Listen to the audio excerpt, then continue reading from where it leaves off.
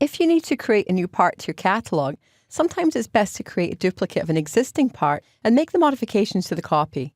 Just remember, it's good practice not to make changes to your master catalogs. So here's how you would create a component that has the same physical properties as the original, but has a different description. So let's navigate to our desktop. So open Catalog, Desktop, Exercise Files, and we're going to go 0304, create a duplicate component, and select the Pipings and Fittings catalog. Now we're going to come up to our catalog editor, and we're going to run some filters for flange. And I want to pick a weld neck, so my short description, 150 pounds. I want a raised face, and I'm going to choose this one here. So now I want to create a new component based on exactly the same physical properties as this one, but I'm going to change the long description. And I'll explain why you may need to do that. So first, I'm going to just highlight, and I'm going to come up here and say duplicate the component. Now notice automatically it keeps the same name, but it places a copy in front of it. So now you can see we have the copy version here. So make sure your original is still intact and select your copy. Now, for example, the physical properties of this flange are not going to change. I mean, this is what's available to purchase, and that's what we have to work with. But your client specifically may need information put in a long description that doesn't come in the out-of-the-box properties. There might be small nuances that you need to take care of to match their specs.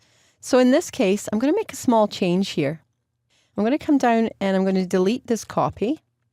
And in the long description, instead of having just the RF, I'm going to actually come along and type in the full word, raised face. And when you have that the way you like, I'm just going to save that to catalog.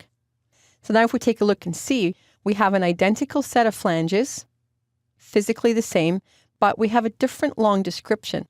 If we choose this long description to go into our spec, it means that when we generate isometrics, the bill of materials will have spelled out that it's raised face. So we can also add other information as well. So I'm going to highlight this one here, and I'm going to come to the manufacturer. I'm just going to add information here. And again, this is going to be something that's specific to just this component. If you know that this component is only going to be purchased from the manufacturer Acme, you can put that right in there. You have to be sure that that's only going to be coming from that manufacturer. If there's any possibility this could come from another place, you would leave that blank. So again, we can come through here and let's remove some of the sizes. We can come and say we don't want to have 1.25 inches. We can just remove that.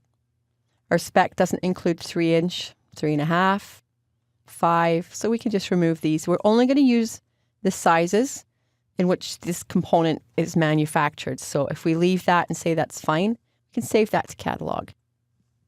So now again, if we look, actually I'm going to make one more change here. I'm going to take this 1/2 inch out. I'm just going to remove that 1/2 inch and we'll save to catalog. Now you notice that the minimum size changed. So that's just a way that we can look to see, just a visual for you so you can see how that change works. So we're going to take a quick look at the advanced editing table. The advanced editing table just allows you to view a graphic, just a table containing all the information that you see. Above it's given more in a visual workflow. This is more of a graph chart. You can see all the information across the bottom. And if we look down, you'll see that size range is starting from 3/4. All the port information, the facing, the diameter information is in a chart form.